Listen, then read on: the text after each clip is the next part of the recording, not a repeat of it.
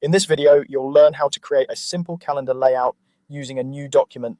This is perfect if you're designing a printable monthly calendar or a clean planner page. I'll walk you through the entire process step by step so you can follow along even if you're not very experienced with layout software.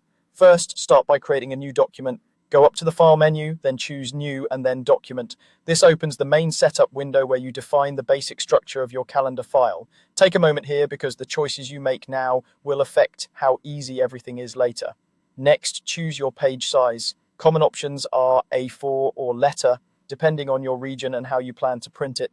If you want a very specific size, like a smaller planner insert or a wall calendar, you can set a custom size instead.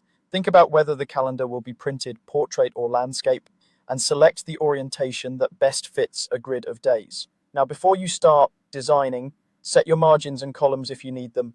Margins are the empty space around the edges of the page, and they help keep everything from feeling cramped or running too close to the edge when printed. If you know you'll need multiple columns for notes or extra information, you can define those here as well. It's much easier to make these decisions up front than to change everything later. I'm going to walk you through how to build a grid that will become the core of your calendar. Go to the Layout menu and choose Create Guides. This feature lets you add horizontal rows and vertical columns that sit on top of your page as guides without actually printing. For a typical monthly calendar, you might have 7 columns for the days of the week and 5 or 6 rows for all the weeks in a month.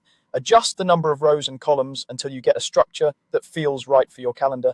Then look for the gutter settings. Gutters are simply the space between each row and column. Increasing the gutter slightly can give each day cell a bit of breathing room, making the calendar clearer and easier to read. Once your grid is in place, it's time to add text frames. Use the Type tool to draw boxes where you want your content to appear.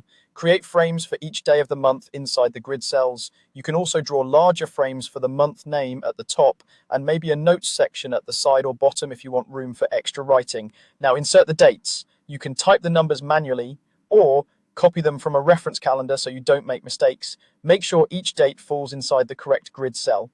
Take a minute to align the numbers neatly within each box, either at the top corner or centered, depending on your style. Today, I'll show you how to finish things off by styling your calendar. Use paragraph styles to keep your design consistent. Create one style for day numbers, another for month titles, and perhaps another for notes. This way, if you change your mind about a font or size later, you can update everything at once.